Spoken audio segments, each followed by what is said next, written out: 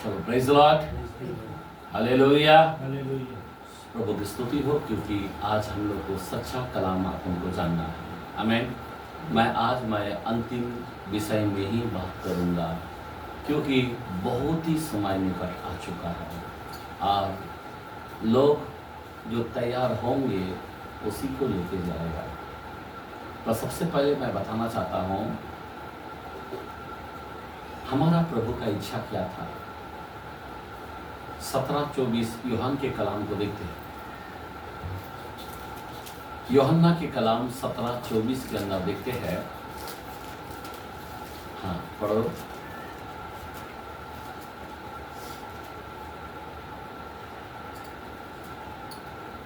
हे पिता, हे पिता, मैं चाहता हूँ कि जिन्हें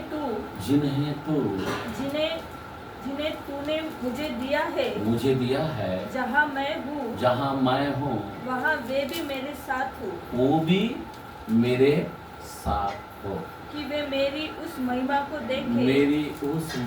को देखे जो तूने मुझे दी है, क्योंकि तूने जगत की उत्पत्ति से पहले मुझसे प्रेम रखा। आमीन।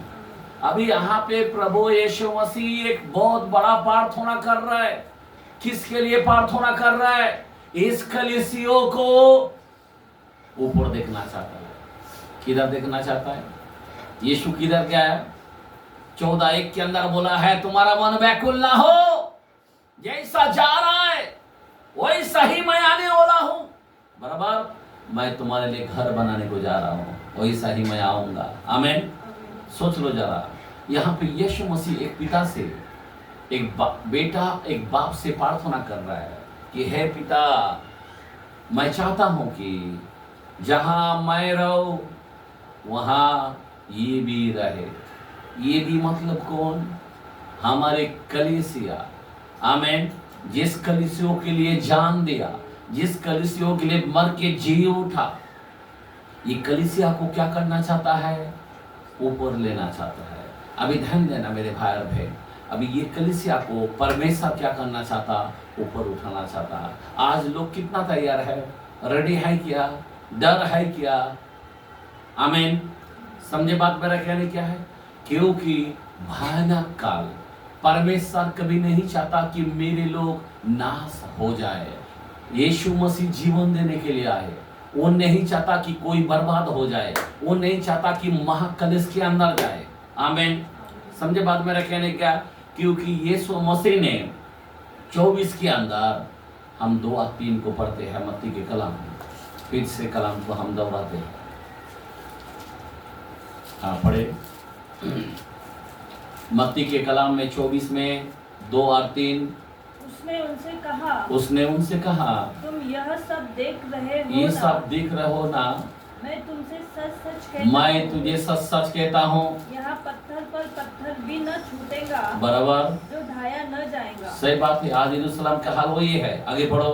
जब वह जैतून पहाड़ पर बैठा था, जब जैतून पर्वत पर पहाड़ पर बैठा था, तो चेलों ने एकांत में उसके पास आकर कहा। अभी ध्यान देना, चेलों ने एकांत में उससे कहा, हाँ, हमें बता कि ये बातें कब होगी। एक मिनट, हमें बता कि ये बातें कब होगी। अभी कौन सी बात? हाँ, आगे पढ़ो। तेरे आने का और जगत के अंत का क्या चिन्ह होगा?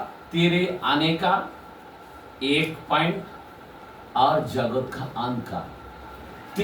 ऐसा बोल सकता है ना, दुनिया एंड टाइम का, ऐसा नहीं बोला। तेरे आने का और जगत के अंत का, मतलब 2 समय के बारे में बताया। एक आने का समय अलग है और अंत का समय अलग है। समझे बात? प्रभु कैसा, शिष्य कैसा पूछ रहा? तेरे आने का और जगत का अंत का समय कब होगा। बराबर ना? अभी ध्यान देना है। इसी तरह से अगर नीचे आप पढ़ते जाओगे, वहां पे सब लिखा है, सावधान रहो, फाड़ने वाला भेड़िया तुम में आएगा। ध्यान देना, जो झुंड को नहीं छोड़ेगा, वैसा ही अकाल आएगा, भूकंप आएगा, राज्यों पर चढ़ाई करेगा। ध्यान देना क्या बोल रहा है? ये सब बातें तो होती रहेगा, पर तू ना घबराना। आमीन। और उसी 21 के अंदर क्या लिखा है? क्योंकि उस समय ऐसा भारी कलेश होगा, क्योंकि उस समय ऐसा भारी कलेश होगा जैसा जगत के आरंभ से न अब तक हुआ और न कभी होगा। आमीन। अभी ये पॉइंट सबसे भयानक होने वाला है। अभी इसके बाद जो है महाकलेश है, ना कभी हुआ लाइफ के अंदर और ना कभी होगा, इतना डेंजरस होने वाला है। अभी समझ में आ रहा बात? ये लड़ाई झगड़ा ये सब इतना, लेकिन इससे ये सब जो महाकलेश में जाने से पहले, जैसा नूह के समय में क्या हुआ, जल प्रलय से पहले 8 जन को बचाया गया। जैसा सदोम और गमोरा के अंदर वहां पे उस समय में राख होने से पहले उनको बचाया गया, लूत परिवार को, वैसा ही इस कलीसिया, इसीलिए यीशु मसीह प्रेयर कर रहा है, अपने पिता से प्रेयर कर रहा, जहां मैं हो वहां ये भी रहे। आमीन। अभी 2 समय हैं, अभी महाकलेश और आने का। अभी आने का बोलूं तो क्या है, इसीलिए मेरे भाइयों मैं बात करना चाहता हूं कि प्रभु का आने का समय में हम लोग को अभी का अभी रेडी चाहिए। ध्यान देना, क्या चाहिए? रेडी चाहिए। मैं क्यों बताना चाहता हूं रेडी चाहिए, थोड़ा सा मैं आपको बताना चाहता हूं।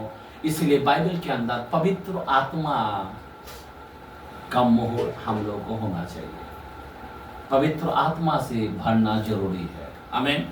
क्या बोल रहा हूं मैं? बाइबल के अंदर लिखा है, छुटकारे के लिए छाप तुमको दी है, बराबर ना? वो है पवित्र आत्मा। अभी पवित्र आत्मा आपको चल रहा है क्या? जो लोग चर्च को नहीं आ पाते वो पवित्र आत्मा पाया, पानी का बपतिस्मा हुआ। बाइबल 3:11 में लिखा है मत्ती के कलम में कि मैं तो पानी का बपतिस्मा देता हूं, जब वो आएगा वो पवित्र आत्मा का और आग का बपतिस्मा देगा। आमीन। आमीन। अगर पवित्र आत्मा का आग तुम्हारे अंदर नहीं, आग बोलो तो क्या है? भूख। आग बोलो तो क्या है? प्यास। आग बोलो तो क्या है? आत्मा में होना। आमीन। समझ में आ रहा बात? आज लोगों को भूख कौन सा है? काम का है। भूख कौन सा, प्यास कौन सा है? ये नहीं। हेलो, मैं आपको बताना चाहता हूं ऐसे लोगों का हाल क्या होने वाला, वो भी मैं बताना चाहता हूं। बहुत खतरनाक होने वाला है। बाइबल के अंदर मैं मुंह से ज्यादा बोल देता हूं, क्योंकि वचन ज्यादा बोलेगा, पढ़ने को जाएगा, समय जाएगा। एजिकेल के अंदर 9:4 से 6 के अंदर लिखा है, जरा अगर जल्दी निकलते हो तो पढ़ सकते हो। एजिकेल के कलाम में 9:4 से 6 के अंदर है, और उसी रेवलेशन के कलाम के अंदर भी मैं क्यों बताना चाहता हूं, अभी हमारे लोगों को पवित्र आत्मा चाहिए। पवित्र आत्मा के बगैर सेवक नहीं हो सकता, पवित्र आत्मा के बगैर विश्वासी नहीं हो सकता, पवित्र आत्मा के बगैर आप रैप्चर में जा नहीं सकता, क्योंकि पवित्र आत्मा जो है एक स्वर्गदूत का पंख की तरह है। आमीन। अगर पंख नहीं तो उड़ेगा कैसा? ऐसे पक्षी कभी देखा क्या? आमीन। आमीन। जो पंख नहीं है, खुदा हमारे अंदर वो पवित्र आत्मा क्या करेगा? ऊपर लेके जाएगा। आमीन। हालेलुया। इसीलिए आज लोग पवित्र आत्मा क्यों नहीं पाता है? क्योंकि वो अपने अजाओं को भूल जाते हैं, इसीलिए पवित्र आत्मा नहीं मिलता है। 5:32 के अंदर लिखा है प्रसिद्ध के कलाम में, समझे बात? पवित्र आत्मा जब तुम्हारे अंदर आता है, एक भी पाप नहीं रहेगा, तू मैं नहीं करेगा। बाइबल के अंदर 16:8 के अंदर लिखा है, पवित्र आत्मा आता है, वो क्या करेगा? पाप से निरुत्तर करेगा, धार्मिकता में और न्याय में निरुत्तर करेगा। समझे बात? आज तुम्हारे अंदर झगड़ा क्यों है? आज तुम्हारे अंदर कुरकुर क्यों है? पवित्र आत्मा नहीं है। पवित्र आत्मा होगा तो तुमको सावधानी करता था, ये नहीं चलता। आमीन। तो पवित्र आत्मा का छाप हमारे जीवन में चाहिए। अगर पवित्र आत्मा का छाप नहीं है, ध्यान देना, अभी महाकलेश के समय में किसी का उद्धार नहीं होने वाला। मैं क्यों बताना चाहता हूं, किसी का उद्धार नहीं होने वाला। अभी बाइबल के अंदर कुरिन्थियंस के अंदर वहां पे सॉरी सेकंड नहीं, पहला कुरिन्थियंस के अंदर वहां पे 6 के अंदर, सेकंड या पहला कुरिन्थियंस 6 का 2 और 3 के अंदर लिखा है अब भी वो समय है। कौन सा समय है? अभी वो समय है कि खुदा को पसंद करने का समय है। आमीन। अभी वो दिन है जो उद्धार का दिन है। अगर आज तुम पुकारोगे पवित्र आत्मा देगा, मांगेगा तो पवित्र आत्मा क्यों नहीं देगा? पर आज हमारे लोग पवित्र आत्मा का छाप लेने का नाम नहीं, बहुत अच्छी चीज मांग रहा है, लेकिन महाकलश के समय में पवित्र आत्मा अपने लोगों को ऊपर लेके जाएगा और नीचे सारे लोग रह जाएगा और उनको ट्रिपलेशन का दिन में 666 लेना पड़ेगा और शैतान उनके जीवन को बर्बाद करेगा। समझे बात? उनके बीच में 2 व्यक्ति आएगा, एलिया और मूसा, वो सिर्फ यहूदी लोगों को ले आएगा, कोई अन्य जाति के लिए नहीं आएगा। वहां पे हम बोला था इज़राइल के कलाम, यस पढ़ो जरा। और यहोवा ने उससे कहा 9 का 4 से 6। हाँ, इस यरूशलेम नगर के भीतर हाँ इधर उधर जाकर जितने मनुष्य उन सब घृणित कामों के कारण हाँ जो उसमें किए जाते हैं, हाँ सांसें भरते और दुख के मारे चिल्लाते हैं, बराबर उनके माथों पर चिन्ह लगा दे। हाँ। तब उसने मेरे सुनते हुए दूसरों से कहा, हाँ। नगर में उनके पीछे पीछे चलकर मारते जाओ, किसी पद पर दया न करना, हाँ। न कोमलता से काम करना, उन्हें युवा कुंवारी बाल बच्चे स्त्रियां हाँ। सबको मारकर नष्ट करो, परंतु जिस किसी मनुष्य के माथे पर वह चिन्ह हो उसके निकट न जाना। मतलब क्या है चिन्ह? मतलब क्या? मोहर। आमीन। पवित्र आत्मा एक कलीसिया जाने के बाद ऊपर से वो पवित्र आत्मा, हम लोग जाने के बाद फिर वो पवित्र आत्मा उन पर आएगा। आमीन। समझ में आ रहा बात? और उनको छाप लगाएगा। और वहां पे बाइबल के अंदर सेम वचन 9:4 के अंदर भी है, यही वचन रेवलेशन के अंदर, पर दूसरा वचन 7:1 का 4 से, पहला वचन से 4 तक है, और उसी रेवलेशन में 14 का 1 से 4 तक है। आमीन।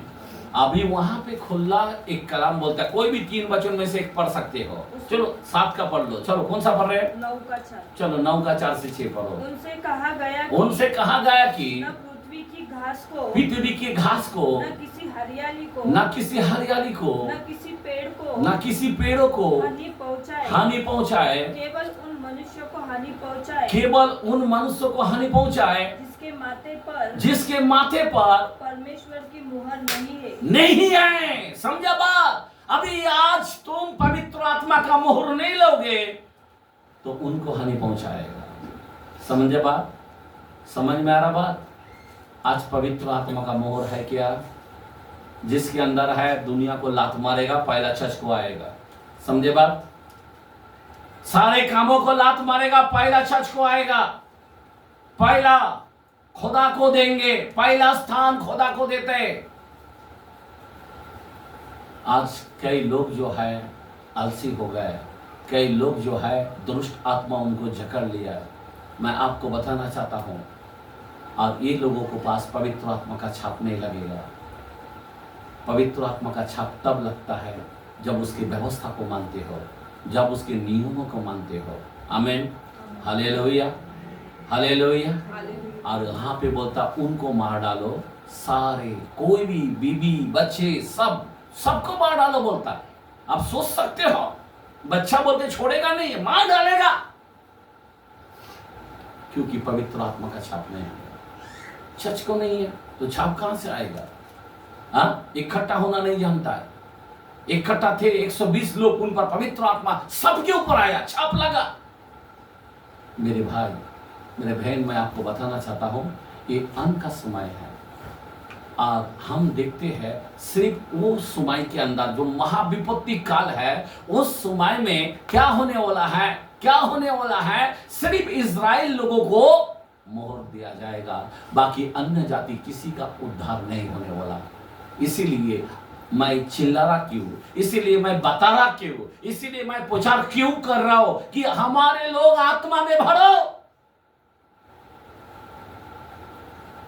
आत्मा भी भरना चाहिए, आत्मा मांगना चाहिए, आत्मा के द्वारा चलना चाहिए। बाइबल 8:14 के अंदर बोला है रोमियो में, जो आत्मा में चलाए चलते वही मेरा बेटा होगा। वही, सब नहीं, वही सबको लेके नहीं जाएगा। बोला हुआ बहुत जन को चुनेगा, थोड़ी जन को। आप समझे बात? आज प्रभु सबको बुला रहा है, आओ आओ मेरे भजन में आओ। आज यीशु मसीह बुला रहा है। जब कोई नहीं आया, कोई बहाना करने लगा बाइबल के अंदर, मैं आपको बताना चाहता हूं, जब कलाम खोल के देखेंगे 22 का, मत्ती 22 का। क्यों बताना चाहता हूं? आज आपको जरा आंख खोलना चाहिए। आज सभी को हमको बुलाहट देते हैं, यीशु मसीह आपको बुला रहा है, लेकिन सब लोग क्या कर रहा है? 9 से पढ़ेंगे 22 का 14 तक।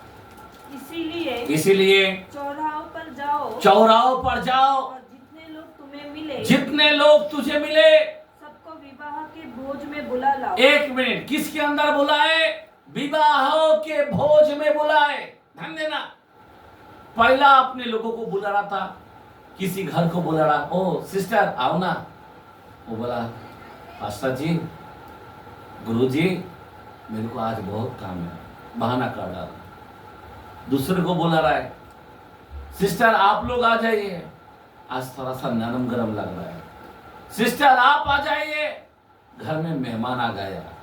सेम पोजीशन, ऊपर के वचन पढ़ोगे तो उसी तरह लिखा है कि यीशु जब उनको बुला रहा है तो सब एक को ऊपर एक ऐसा दोष देते गए। मतलब क्या है? यीशु को टालते गए, यीशु के वचन को टालते गए, टालते गए, टालते गए। समझ में आ रहा बात? टालते गए। और फिर प्रभु यीशु मसीह ने बोला, इन यहूदियों को बोल दिया, बस बहाना कर रहा है ना, ठीक है। अभी फिर क्या बोला? किन लोगों के पास जाना बोला? उन दासों ने सड़कों पर जाकर क्या बुरे भले जितने मिले सबको इकट्ठा किया। क्या बात है? आपको यीशु मसीह के भोजन में बुला रहा है। भोजन में मतलब गुप्त आगमन में बुला रहा है। खुली बात। किधर बुला रहा है आपको? आपको बुला रहा है। बोला ये लोग नहीं सुन रहे ना, अभी चौराहे में जा, वहां पे अंधे को बुला, पुंगे को बुला, किसी लंगड़े को बुला, किसी कोई भी क्यों ना मिले उनको बुला ले बाबा। ये लोग कुछ काम का नहीं है। ये लोग सब यीशु यीशु करता है, अब मैं यीशु को जानता हूं, बाइबल जानता हूं, हो सब जानता हूं, पर ये लोग नरक के लोग हैं। इसीलिए खुदा ने क्या किया? उन लोगों के पास जाने को बोला है। क्या बोला है? भोजन के लिए बुलाए। अभी ध्यान देना, हाँ आगे पढ़ो। अभी और विवाहों का घर अतिथियों से भर गया।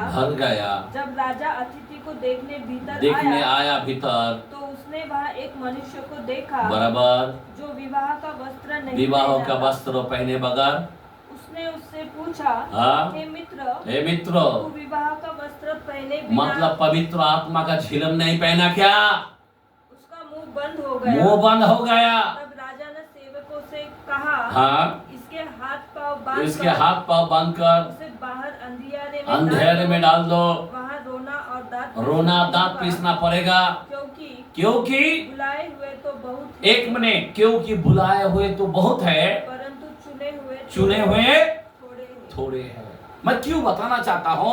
खुदा चुना हुआ लोगों को लेके जाना चाहता है, जिसके अंदर भूख है, जो आत्मा का झिलिम पहना है, जो मुहर लगाया है, जो खुदा के अंदर खुदा का भय है, जिसके अंदर प्यास है, उसी को लेके जाएगा।